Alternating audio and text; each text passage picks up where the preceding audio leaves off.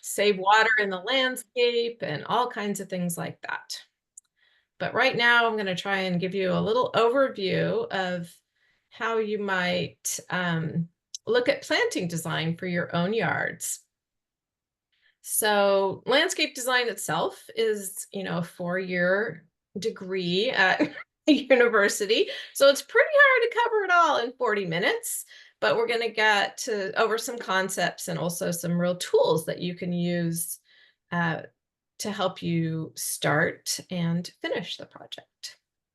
And as Jennifer mentioned, there's going to be a few moments to pause where I can take any questions, and Jennifer's going to help me find all of those. And at the end too, any follow-up questions, happy to answer. So here we go. I'm going to start out right away with resources because I'm pretty sure it's all going to be way too much to cover in this little bit of time. So the first one is pictured here. It's actually a PDF that you can download, and it's using all of these watershed-friendly approaches to landscape design, and it goes through everything. So it's really a DIY manual. It's very helpful. The Be Water Smart one is another for homeowners. It was not done by a designer, so it's a little bit more, reads a little bit more like a textbook, and less like this is, do number 1, do number 2, do number 3. And then if you're interested in diving, if you're a gardener already and you want to explore any of the themes that we cover now, this blog here is written by a landscape designer, and it's really far more about design than it is about gardening. So hopefully those might be of help to you. So diving in, the first thing to do is not the most fun, but it's actually to make a plan on paper of your property. And then comes looking at what exists in your property and what the circumstances are that you cannot change. And then working with those two things to start doing a design. So here's some common issues that I myself find in my own backyard as well. If any of you happen to be, have a little plant addiction like I do, I'm just always bringing stuff home, finding free babies, getting some for friends, all that kind of thing. So it ends up being a lot of different stuff. Originally, I was somebody who fell very much into, oh, that's a pretty flower, where can I fit this in my garden, kind of a thing. And that, while that can give a lot of joy while the plant is flowering, it might not work out so well overall in the big scheme of things. The other thing comes from also being a plant addict is, trying to fit one more plant in there, right? And then just not thinking about things like texture and what the leaves of the plant and the overall size of the plant when they're next to each other and not in bloom, what might be going on with that. The other thing that happens quite a bit is mixing different hydrozones, which is, plants need a certain amount of water to be healthy, and their water needs differ from plant to plant. And if you put a plant that needs a high amount of water next to a plant that needs a low amount of water, then it's very hard to give the right amount of water to both of them. And so one ends up being less happy than the other. And the other one I wrote on there is not maintaining the garden. Now that is entirely subjective. As I've gotten more and more into California local native plants, I have discovered that there's a whole web of life that I didn't pay attention to when I was just a plant person.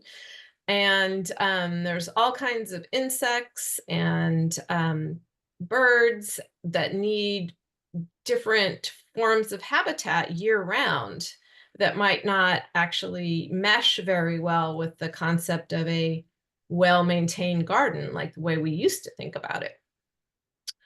For example, I planted a native grass in my backyard that gets nice and tall, about 3 feet tall when it's happy. And then it started spreading a little bit, and I was like, oh my gosh, I've started a little meadow back here that I didn't anticipate. And then one night I went out there in the evening to take a look at that new plant, and put some things in my compost pile. And I realized that the Gulf fritillary butterflies were spending the night in the grass. And a couple nights later, I saw a dragonfly fly. And all of a sudden, I'm like, oh my gosh, these tall grasses are what was missing in my yard for this version of habitat. And I love seeing dragonflies and butterflies in my yard. So once again, not maintaining a garden is subjective. The next thing to do is really make your list of wishes, and goals. And these are some examples. A lot of people are taking out lawns. Some of us may have landscapes, in older homes that have been in there for a really long time, and some shrubs are looking fairly lifeless, or, all these kinds of problems that might have come from the previous owner. The other thing is that we just might have different goals now too. And then that was kind of a list of needs and things like this. And this is also, what looks good to you? What kind of a place feels good to be you? What do you want to have your space feel like? Do you want it to be cheerful? Do you want it to be relaxing? Do you want it to be very organized? Do you want to have a lot of open space? All of these things are types of things to think about. And you don't have to decide everything right away, but it's good to have that in mind and start to clarify what appeals to you more than other things.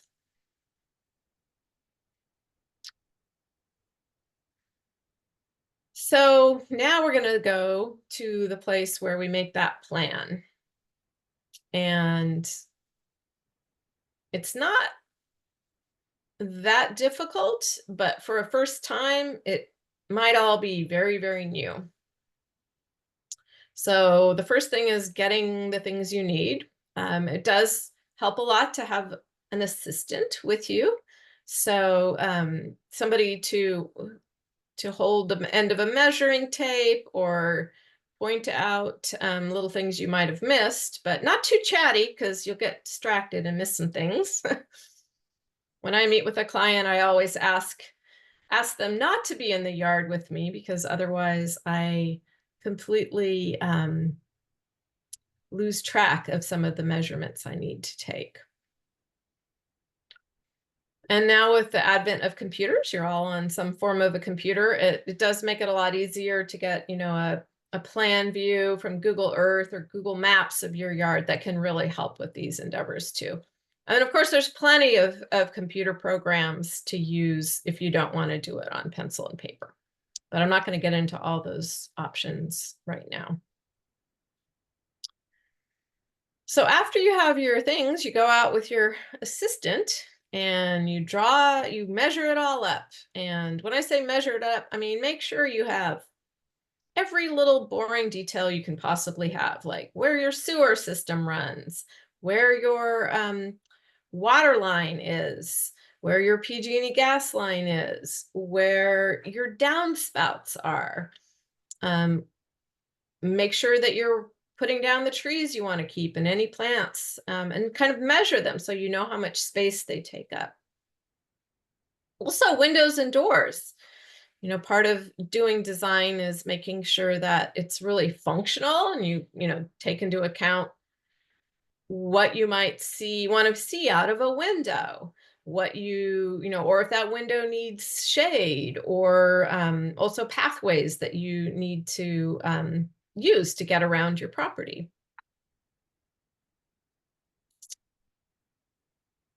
And so once you have it sort of sketched out, and this doesn't have to be all accurate, but I don't know if you can see if it's close enough, but you can see, you know, here's one that says 14 feet, this one says 27 feet. All of that, when you first draw it out, is usually not to scale. So you might have drawn your house way bigger than it actually is on your lot. So the next step is to actually scale it. And this is a lot easier on the computer, but it also works fine on grid paper. So then you fine tune it so that the house is the right size compared to your lot, and your big old shade tree is the right size compared to your house, and your pathway up to your front door is actually the size of the pathway to your front door. And that way we're starting to get a sense of what the open spaces are that we have to play.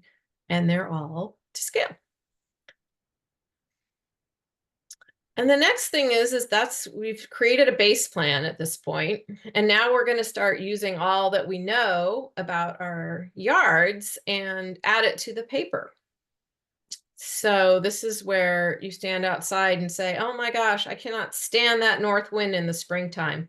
I want a little, you know, respite from that. You know, brings in a lot of dust or whatever. So you can write down where those problem places in your yard are, where that north wind might come through. You might also think about, oh, I really love the delta breezes coming through in the summer. I don't want to block any of those in front of my windows, blah, blah, blah. Shady, sunny, and then things like, oh, I don't like that view, you know, of my neighbor's shed in their backyard, that sort of a thing. Is this making sense? All right. And also where things are hot and sunny, or like, for example, in my front yard, I didn't really want to see the parked cars along the street from my main front window. So I made sure to write that on the design as well. And so the ones that I mentioned, you know, are site specific, but then we also have the things that are more regional, like the winds, the delta breeze, and also just our climate, right, of where we live. So that's going to come into play a little bit later.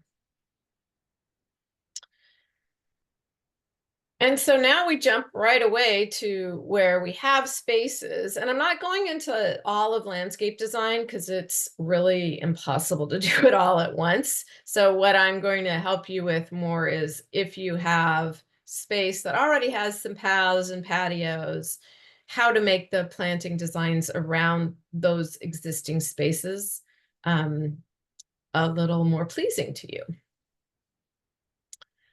So once we have an area that has paths, like is shown here, we're going to fill them with these cute little circles that don't have any plant names on them yet. They're just representing the kind of plant that we want to put somewhere to fill a certain purpose. And this is really difficult for those of us who've already decided we want lavender in our yards, for example.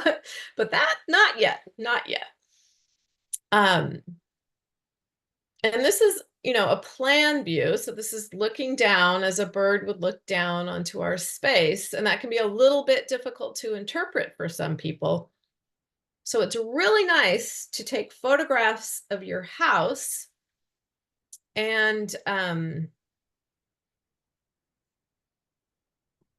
such as this person did up here, and be able to put some trace paper over it and start sketching a little bit of the ideas of how you would like the place to look. So like, oh, in this case, this landscape had these two really big trees, and they're so big that you can't even see the tops in this tree, right? And the house looks really, really small compared to it.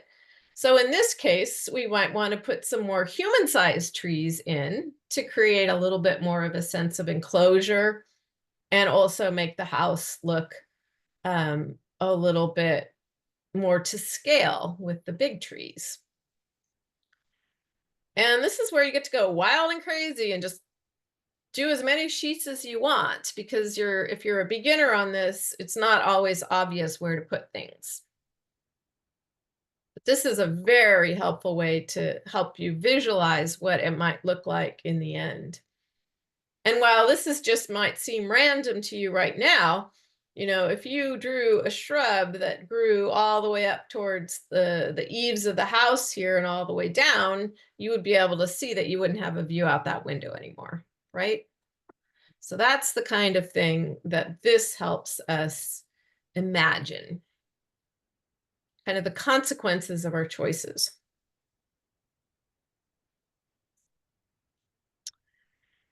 So within the plant world, plants can, and in the planting design, they can actually play the same role that elements of our house can play.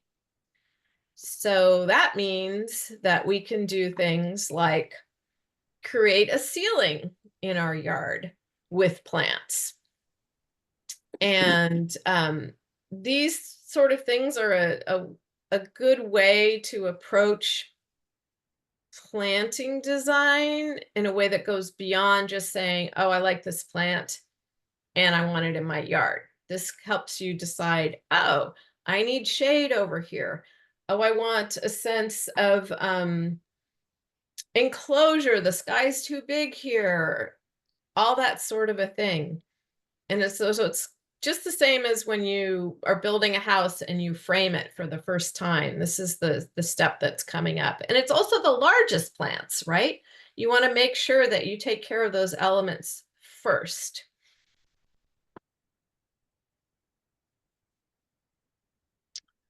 So after you decide where the ceiling or the roof is going to be, then you want to create walls. And this might not be true. If you like a really open feeling, maybe the walls are the fences of your property. It can be that way. And then maybe you can decide, oh, I don't really want to see the fences. So maybe then you use some taller shrubs to make that fence line more interesting. But the idea is we humans in general like a sense of enclosure.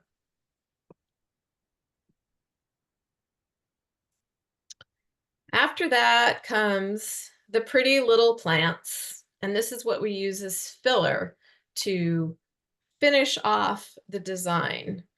And I think of these as a little bit like when you're getting ready to go out and you put on an outfit, right?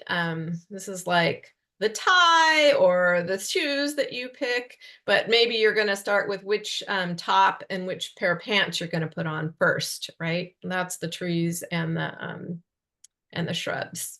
And after that, the extra things, your hat, whatever. And then lastly is the floor. Now that can be good old mulch, or you can, if you want even a greener feel, you can do a low growing ground cover to really take care of that bottom level.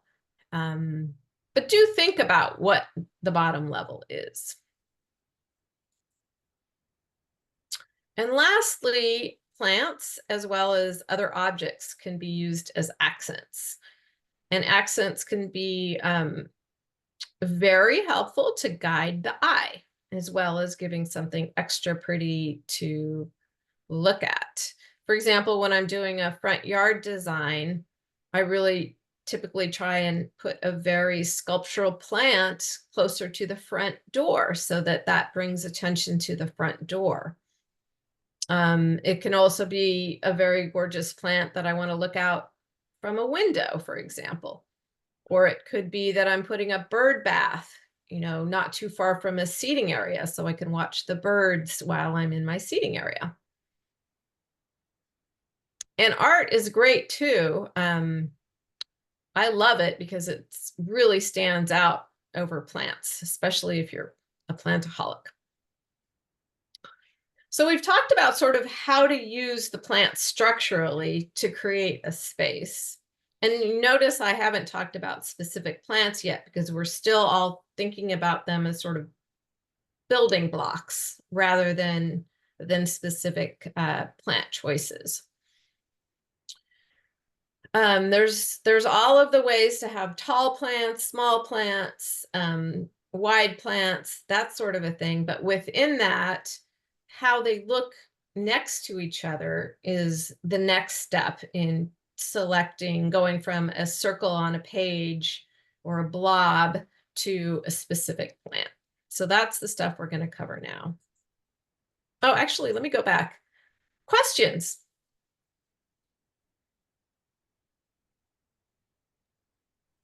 There's no questions in the chat. So if you want to ask her a question, you're going to have to unmute and ask your question, please. I have a question. Sure. Are you going to show us, I mean, I've been watching this design element. Are you going to at least give us some guidance on computerized design programs you can look at, like where to go to draw your design on a computer-based plan? I'm a terrible drawer. Well, one thing to think about is to do the plan view where you're doing the bird's eye view, you can actually just use items from your house. Like you can have a little round bottle and trace around it, you know? You just need a measuring, you know, a ruler and something like that to get the different sizes. Because drafting is actually not drawing. So you don't have to have drawing skills to do it. The other crazy thing about the landscape design programs out there is there's usually a pretty high learning curve. And so it doesn't become that much easier than learning how to draw, to be truthful. Yeah. Now, I use a program called SketchUp, and there is a free version online. And if you can get the hang of it, it actually does have some plant models that are available for free that you can add in that take care of that drawing problem. I was just thinking, I've got a yard. I moved here a little over a year ago. So I have a yard that was developed previously, and I'm making changes and deciding what to leave and what not to leave. So it almost seems to me like it'd be easier to have a computerized version to go in and put in what's already there. You could do that. Yeah. You definitely could. If we have time at the end, how about if we stay on a little bit and I could show you a little demo of SketchUp, for example. I would love that, but I have to get to a dentist appointment. So Oh, darn. Okay. Well, just check SketchUp and you'll see. I will. Thank you. Because you can import a Google Maps or a Google Earth image into it. So you start with that outline. Okay, thank you. Sure. So back to the design element. So these are like the actual attributes of what a plan, what makes it look like it does. The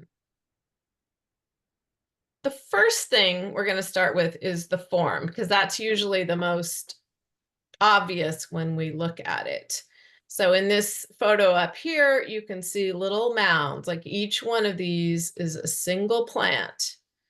And this you could call sort of a rounded, more horizontally shaped plant. And as you can see in the low ground here, those are all rounded shapes.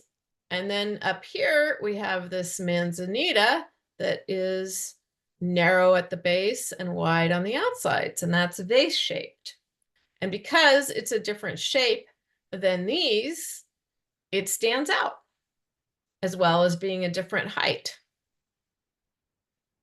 And in the background here, we can see these redwood trees that are a different shape. Also, we know how vertical redwood trees are. So all of these things, and then this little garden art right here, which is really spiky and very different. All of these things combined are what start doing the design work. And if you have too many different things going on, then it gets really chaotic.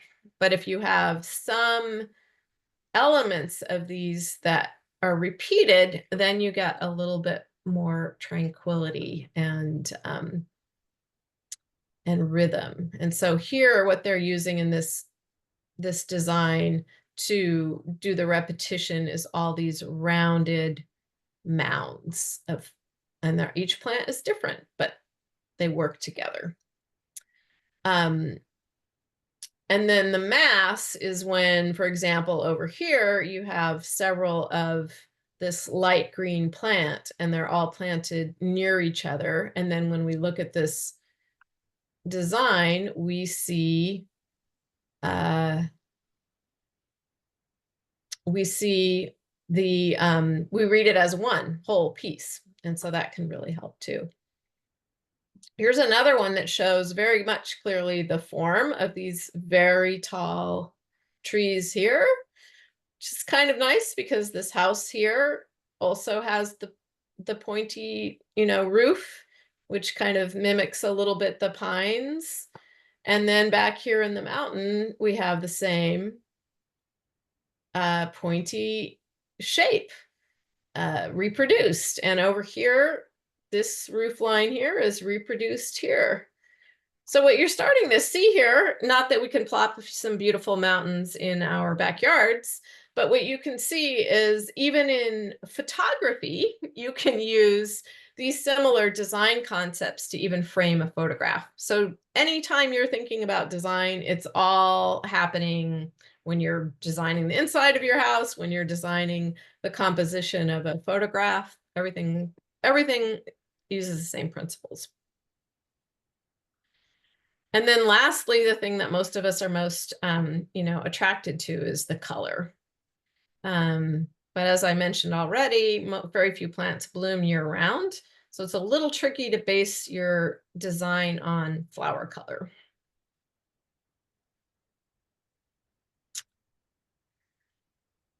Any questions after that bit about the types of plants, shapes, physical aspects? None in the chat.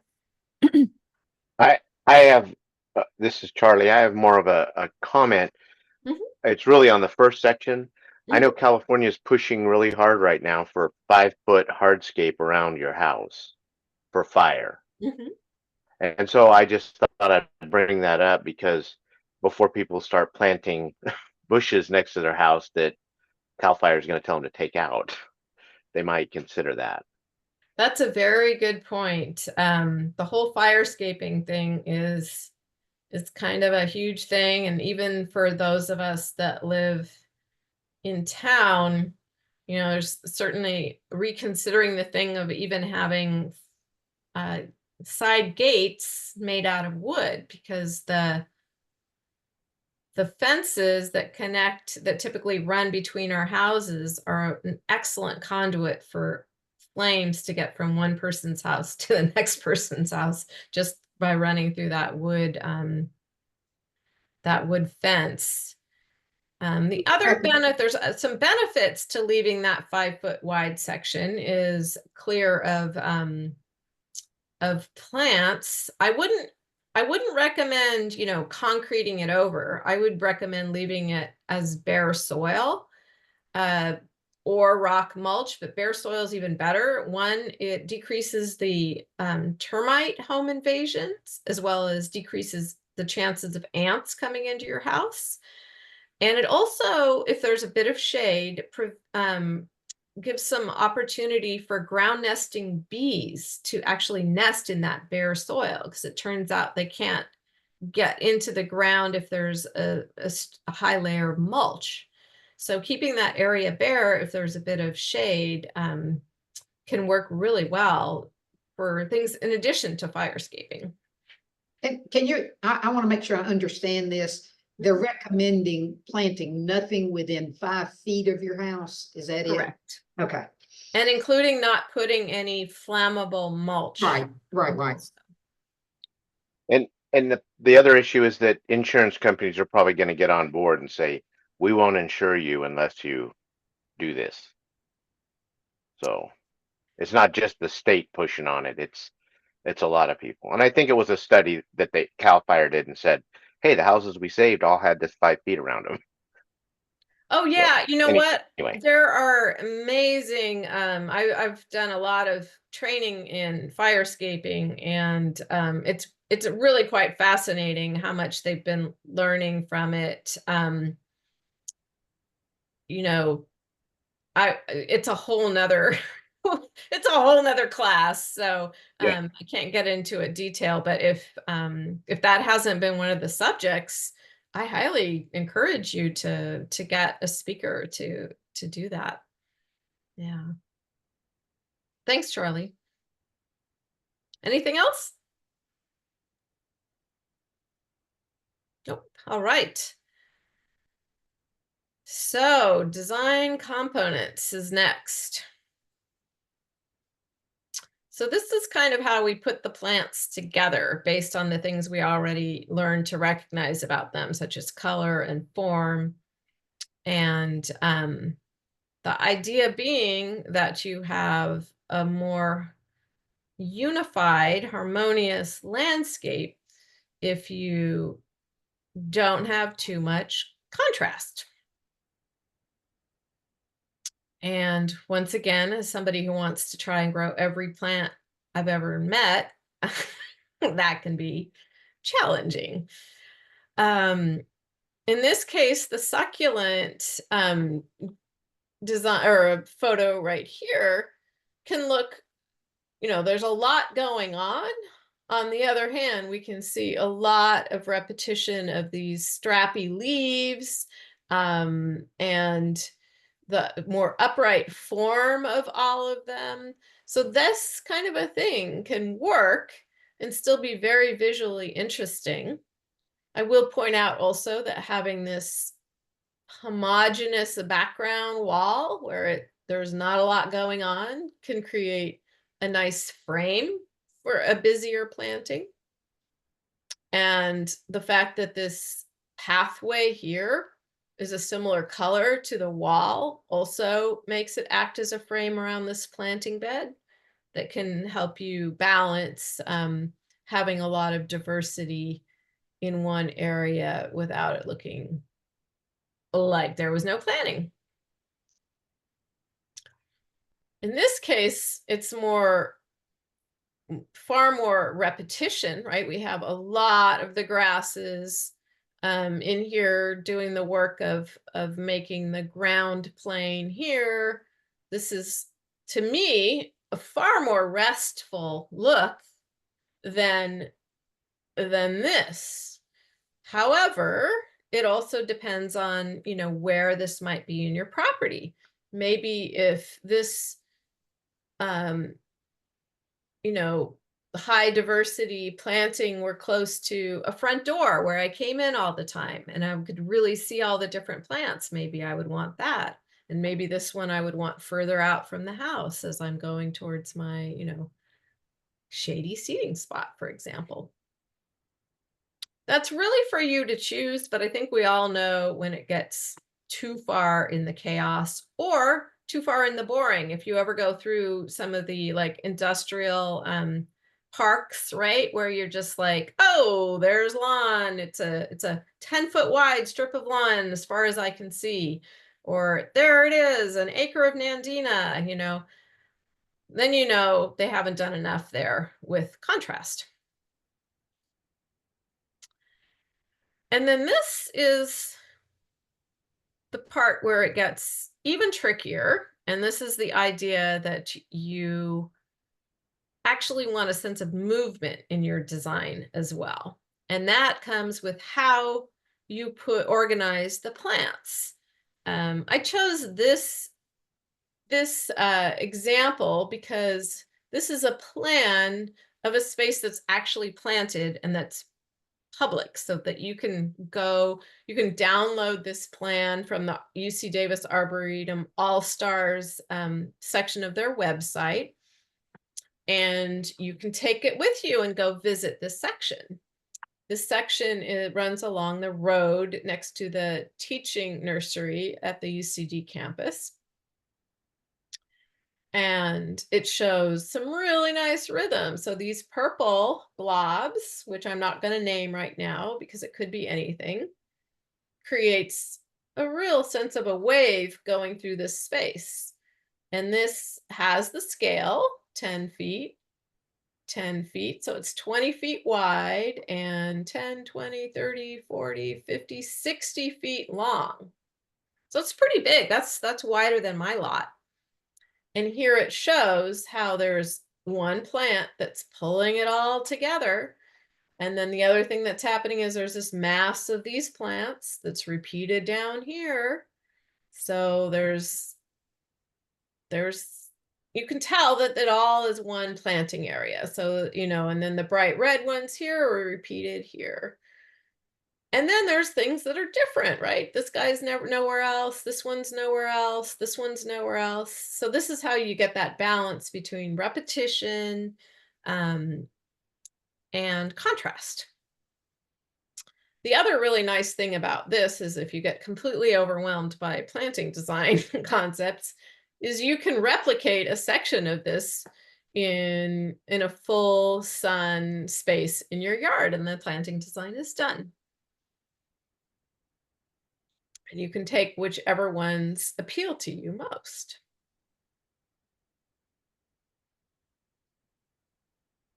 But to me, this is wonderful that you can see the colors. In this case, they did color the different blobs based on the flower colors of the plants when they're in bloom.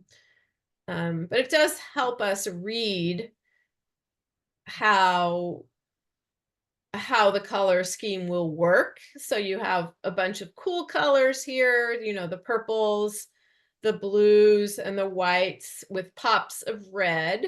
So it's a pretty calm color scheme, but with some nice bright accents. And there's also a lot of different textures. The way they've grown these or designed these, drawn these blobs is you can see one is like all spiky, and that means it's likely a grass. And then here are more of the mounds, the roundy, shrubby kind of things. And you can tell these plants are small. So all of these shapes here are the plants represented at mature size. And that's how you know everything's going to fit in the space when it's full grown.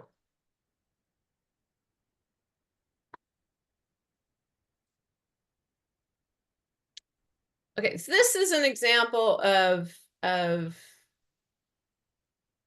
showing the rhythm, of showing the repetition, of showing the contrast. And if we were to see this in real life, which I didn't think of getting a photo of, but sorry, you would see there's also different heights and different textures and all of that going on. And you could also see that there's a fence back here surrounding boring chain link fence. And this is prettying it all up. So it's also creating a distraction from the fence. And the other thing you can see here is the massing. So there's a mass of these plants here. There's a mass of these plants here. There's a mass of these plants. That's another very important concept. If you want something to be an accent, that's when you put only one of them. And if you want something to slow things down and calm it down, you mass it. The other thing that's happening here is because this is a through line that's what we call serpentine, right? Snake-like, it adds movement to the landscape. If this were completely straight, it would have a much more formal feeling. And if you like nature as much as I do, you can look for patterns in nature and use those to help you group your plants and come up with a scheme. Most of the classic landscape design books talk more about designs from Europe and more formal things and ways that used to be. And over the since the 90s or so, we've gotten into this more naturalistic frame. And so these are things that you can use to still give order to your landscape without it feeling as formal as a straight line or a circle or, you know, the very traditional shapes.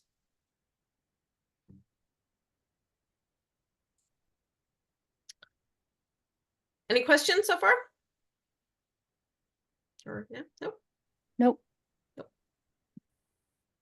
Okay. So all of these parts, these moving parts that I've gone over, actually help you establish these principles and keep them going in your landscape. So a sense of order, a sense of unity, and a sense of rhythm. And those are concepts that are pretty hard to get just on a piece of paper. But if we go back to this, you know, it's like, oh, look at the groupings, the massing of plants, that creates some order. The fact that this is a through line through the landscape creates some unity between the different sections, for example. And that's why doing these designs on paper can help you, because our brains are very good at recognizing patterns. And when it's represented in this way, we can really see if it's too chaotic. We can actually pay attention to where our eyes go. Like if you look at this fresh with your eyes, I'm pretty sure your eyes are going to follow this line of purple serpentine plants. And so that's something that's helping you realize that these things are here. And the purple line of through things also gives a lot of nice rhythm. The fact that these masses are repeated here and here also adds to the rhythm. You can think about music too. If we played a different note with no repetition, it wouldn't quite be a song, you know. So, you know, we've talked about all these concepts of design, but now on top of that are all the things that the plants require to be happy and healthy in the landscape. So that's when we come back to all our site conditions, the fact that we live in California in the Central Valley, and you know, that we have the Mediterranean climate and all of that. And the reason to do that, even though it can be fun to push the limits, is just that with less work and less human intervention, the plants are going to be healthier and happier. So this is where we come back to our climate, also the microclimate. So a shady area of your yard is going to have, you know, need a different type of plant than a full sun part. Places that are really windy, maybe you don't want a super delicate plant there that might get, you know, ripped apart, et cetera, et cetera. So a good key to look for is to choose from a palette of Mediterranean plants. And, you know, we've got Chile, we've got Australia and the Mediterranean in Europe and North Africa, as well as California. I personally have totally fallen in love with California native plants just because you get the bonus of all the beneficial insects and butterflies and birds. It's just so much better habitat. So I've really gone way over in that direction. But all of these like our climate, which is the big thing. And that does mean sometimes letting go of the love of hydrangeas and maybe having it be a nostalgia of something that maybe you grew up with if you grew up on the East Coast or something like that, but really trying to embrace where we live. In addition to, you know, just having the similar water and heat requirements and all of that of Mediterranean, they also are really well adapted just by the type of leaves they have and the type of plant they are to do well in our climate. So if you have a, you know, small, gray, waxy, tough leaf, it's going to be able to hold that water in the way something from the tropics, which is just a giant, you know, luscious leaf, would not. So sometimes even just looking at the plants will give you those clues. And these are from the Arboretum, and you can do the walk around these. This is the Mediterranean of Southern Europe section of the garden. And what I love about taking this as inspiration is, you know, Mother Nature's pretty darn good designer. I don't know about you, but it's pretty rare that I've taken a hike in my life and thought, wow, this is not pretty. More often I'm like, why do I even try? It's so, I'll never be this beautiful. And part of that is that the plants from the same region just look good together. It looks natural. I mean, this is design. You've got this wide pathway, you've got their walls on the sides, but it just kind of works. And so this can be a way to make the plant selection that comes after all the things we talked about a little easier to work with plant communities. And you can visit these, of course, at the Arboretum. I'm sure a lot of you have already. Here's Australia. The one thing I will point out about Australia is, there's a lot of new plant introductions from Australia, and we're all falling in love with them because they got these cool flowers and things like that. But they do not like phosphorus. And we naturally have phosphorus in our soils, whereas the plants coming from that part of Australia have very low phosphorus soils. So if you get into them, they're not all going to do really well here, and you're really going to have to pay attention to changing your fertilizer practices if you have any of those. And then here's my favorite, oak woodland. They just work together, I think, and they've all figured out, they've got different bloom times because they've got to support all the insects. And so it's fantastic.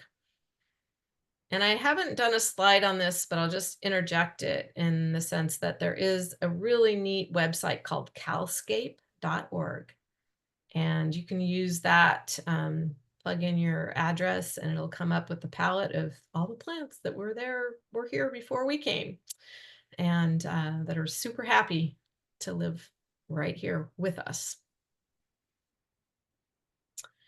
The other really neat thing is because we're in a Mediterranean climate, our soils have mycorrhizae, and all the Mediterranean plants are adapted to functioning really well in these mycorrhizal soils.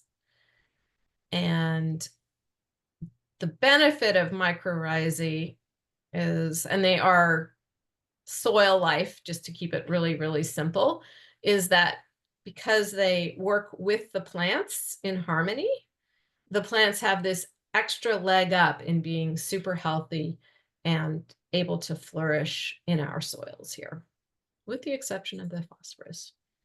The other thing to think about when you're picking the specific plants for the space, even though we already did the whole thing of like the large circles to represent large plants, there's a lot of history of pruning and shaping and all of that.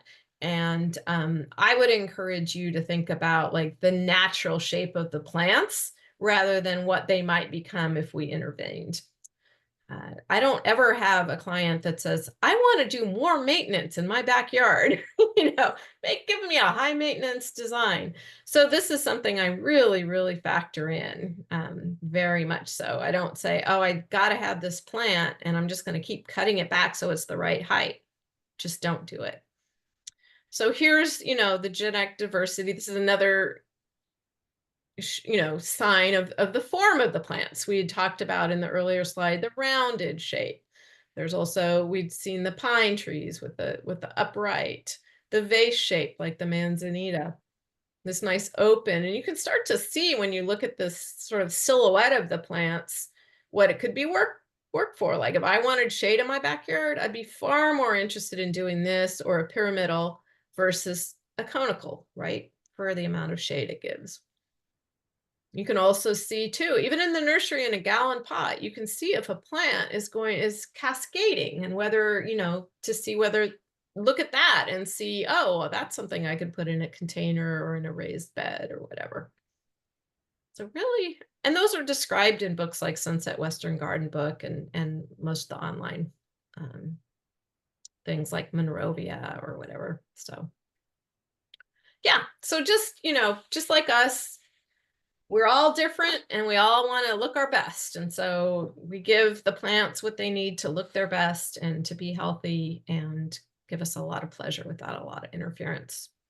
I'm just going to show you some examples of some cruelty to plants For example, this is one of the tea trees, right? And it has been pruned constantly in this version. And look how less glorious the color is, right? And how much more work. So this is just to emphasize that you get the best out of the plants by leaving them be. This is a really tough one too, because especially with the California natives, like this coyote brush, we're not always sure just how happy the plant will be and how wide it grows. So I would say when you're doing your design, give it more space than you think. And you can always fill in the little extra spaces with a ground cover or another pretty plant, but be generous. And you know, if something says, oh, this plant will get 5 to 7 feet wide, go with the 7 feet, you know? Don't imagine that it might go for the 5 feet unless you have personal experience with it. Yes, question, Pat. Yes, you showed a couple of times, you called it a manzanita Mhm. tree. Oh, is there another name for that? Because I've been looking at trees and I haven't seen that listed. It's actually usually classified as a shrub, and Oh. it's the scientific name is Arctostaphylos. Maybe Jennifer could type that in the chat or something. Maybe. So how tall does it grow? It depends. So Arctostaphylos manzanita is a California native, and it occurs in all the different types of plant communities in California. So there are ground cover versions, and there are ones that get, you know, up to 12 feet tall. Okay, nothing taller than like 12 feet. I thought it looked more like a tree, and you were saying something like shade, and that doesn't seem like it would be much. No, it's a little bit more of a feel like the crepe myrtle or something like Okay. that, where it's a smaller like patio tree, they call them. They can definitely be used like that, but in a design, rather than planting one, you would probably want to surround your patio with several of those to create shade from all the different directions, you Okay. know, depending on the time of day. Does that make sense? Yeah, when I saw it, it looked like, I mean, I'm looking for a tree for the middle of my backyard, and I've kind of decided on the strawberry tree, because I wanted something more that size. And this looked like it would be more what I was looking for, but it's not big enough, so. Right, right. Is she trying to decipher between arbutus and Arctostaphylos? They're like kind of cousins. Yeah. So the strawberry tree would be something that would be the arbutus, and that can get kind of big. It's not a gigantic tree. No, it's a moderate sized tree, but actually it's known as a small tree. It's listed that way in my woodland tree book. That's all I know. I'm a learner here. I don't know much. Yeah, I just noticed the time because I've been having a good time. So anyway, anyway, some more plant torture. I'm like, wow, this is on a pretty fancy street in Davis. And I'm like, what is going on there? There's so many things, right? Like the scale, the way they're shaped. I'm like, I do not know what's going on there. Anyway, the last thing is, you know, this is probably very clear to everybody who's a longtime gardener, but you really just need to make sure that you divide your yard up into the microclimate. So the shady one, the full sun one, get different irrigation zones, and then you stick with it. Keep the plants that like that kind of a situation and that amount of water all grouped together. It really helps with plant health and yeah, it's just an essential part of design, and one that's very easy to overlook if you're just fixated on getting your favorite plants into your yard. So yeah, this is the breakdown of it. So, you know, how much sun it has, the exposure, you know, if it gets a lot of sun in the winter and shade in the summer, that needs to be on a different irrigation zone. the type of irrigation you're going to use. Even, if it's raised beds, that's going to get watered differently. All that's pretty important. That's practically a whole nother talk too. So, and here's, a very pleasing, also from the Arboretum planting design, where you've got nice balance of repetition, and then the contrast between the textures and the sizes. And it's a big, traffic circle. So you have the center focal point. It just all kind of works together. And I think we can recognize a nice landscape that has solid planning design when we see it. That's it. Thank you. And questions, if there are any. Yeah, Hi. I have a question. Know if you could recommend any particular landscape design books? How deep do you want to go? Simple, but yet enough that it can come out well. Oh, then I would go for back in the first one. Don't get dizzy looking at the slides here. I would go with the APLD. It's a booklet, but I think it does a great job. Sorry, back to the there. This one. If you go to apldca.org, that's really all you need to know right there. You will see a picture of this as you scroll down the first page of the website, and you can click on that. That does a very good job. Can we get all of these frames? They're all free. I mean, no, how do we get your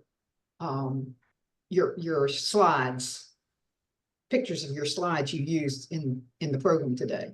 Don't know about that, Jennifer. Yeah, Bernadette, if you provide them to me, like in a PDF, I could post them on our Master Gardener website along with the recording of this presentation. Oh, that's good. Yeah. Yeah. Sure.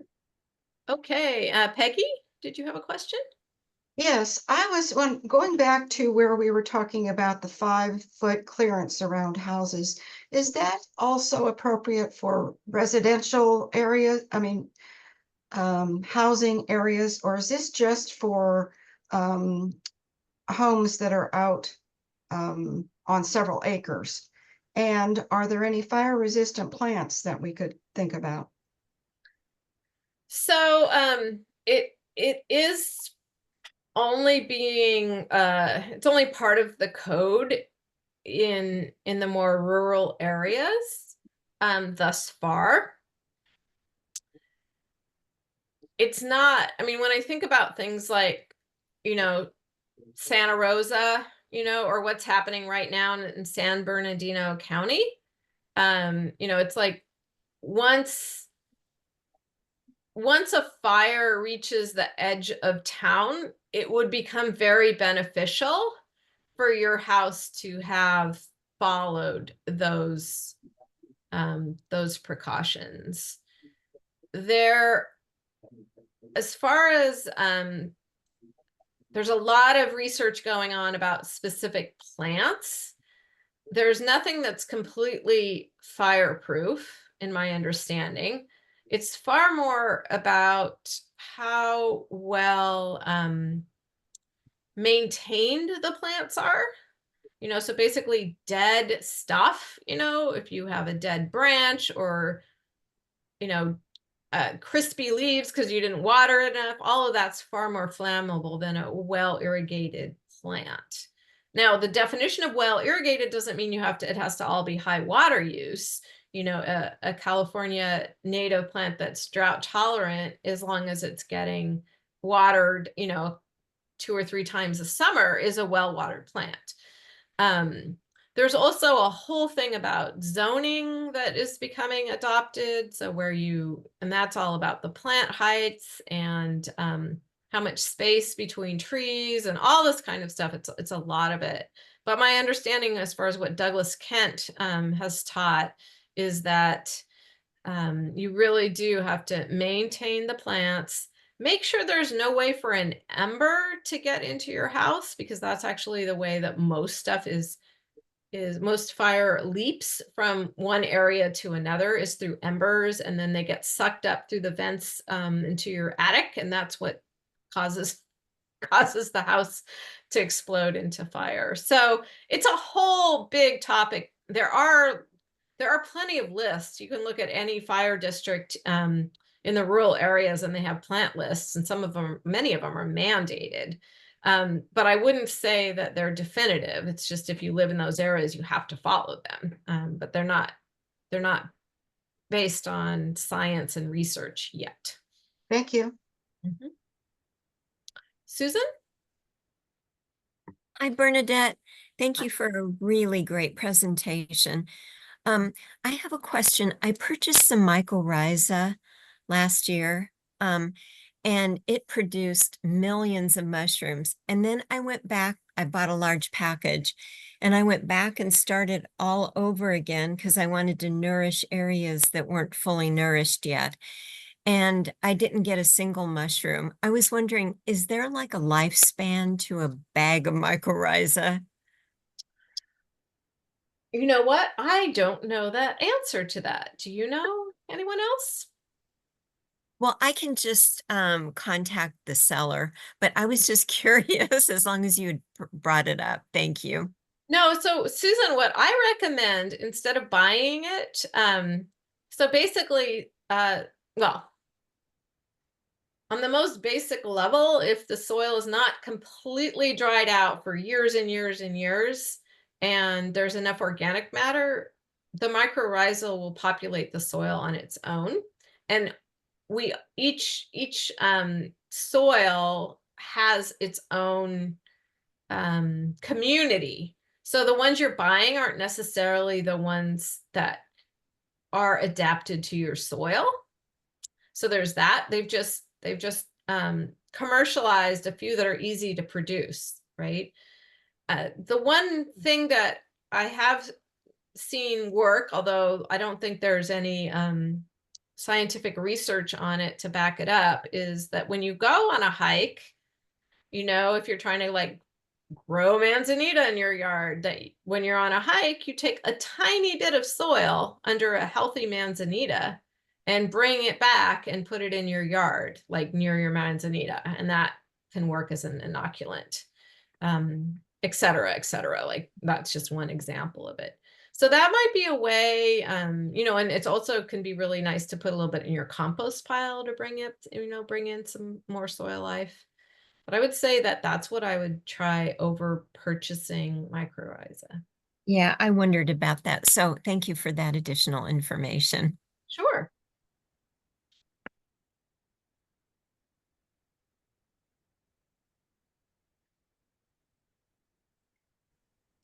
So, anybody I had a else? question. Oh, yes. I had Hi. a concern. I put it in the chat. So I just want to know, I just bought a house that's new construction.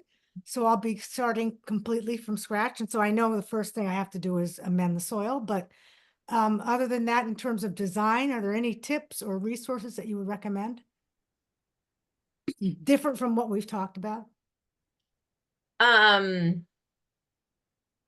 Well, I mean, there are, textbooks for design. I mean, if you wanted to, like the classic one is Residential Landscape Architecture by Norman Booth and James Hiss. If you wanted to go, piece by piece, that's probably the most thorough. It doesn't really refer that much to the more naturalistic planting design and things like that, but it covers everything in great detail. So that would be, but it's a big old textbook. Right. Boom. So yeah, that could be something that you could do. The other thing that I didn't really mention is there's all these other approaches. Like I have a permaculture design certificate. You can also do one of the permaculture design courses that can be really mind-blowingly amazing, for example, but they don't necessarily help you with scale and proportion and all that sort of a thing. And did you do a soil test, a professional soil test? Because I would suggest before amending you do that. Okay, I haven't actually taken possession yet, so Oh, okay. I will in the next month, and then that's a good idea to start there. Well, congratulations too. Thank you. Very exciting. Okay, that's, Oh, and the other thing, and this is not to promote my business in general, but I have in the past, I know my colleagues have also, is you can do a design and then right. hire as a consultation. I mean, I do like an hour, where I give feedback on somebody's Right. design, and that might be worthwhile just because, we all get better with experience Yeah. on those things. So that would be. Okay. It's a good idea. All right, thank you. Mhm. Bernadette, one last thing. Somebody was wondering, at what point do you install the irrigation? Oh, yeah, before you plant. Definitely, yes. Before you plant, I would say. I mean,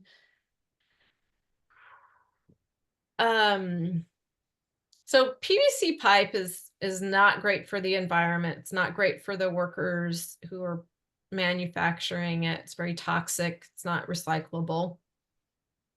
So there's a couple of ways, and I mentioned PVC because that needs to be typically buried in the ground, and so of course you would need to do that before a lot of things you do in installation. There is something called blue lock, which is even easier, much easier to use than PVC, and it's recyclable also. And that's something that can be buried underground, but it's flexible, and it doesn't need glue to be used, and the connectors are reusable, and so it's pretty great stuff. And it's used everywhere where frost is an issue. So like just from the Rockings on, it's kind of here that we haven't adopted it that much. But that can be really great too, because you actually can go like under a tree root instead of having to cut the tree root if it's in the way for PVC.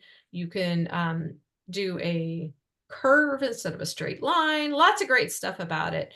And the other option is to do most of your irrigation above ground. That's not as safe, but you could use some of the poly pipe then and avoid PVC if that were a goal of yours.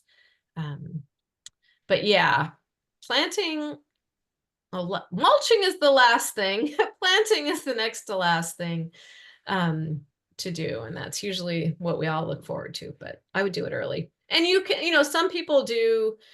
Irrigation is a whole nother talk too. Happy to give it. Got all the qualifications for that. But there's different drip systems that you can put in where you can do the underground stuff and then do the drip lines afterwards. But I almost exclusively use the grid system of inline drip. And so then I usually put it in first and plant after.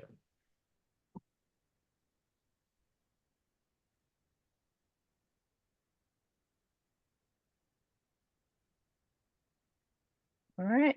Well, we're a little bit over time, but thank you so much, Bernadette. That was pretty great. And I think you. everybody was very interested in this subject. So Super. yeah. Well, I will. Thank you. Yeah, thank you all too. Appreciate your questions and attention and all of that. And I will send these over to Jennifer so that you'll have access to them. Yeah. Perfect. All Thank right. you. Thanks. Thank you very much. Rest Thank of your you. day. All right. Thank you. Thank you. Thank you. Thank you.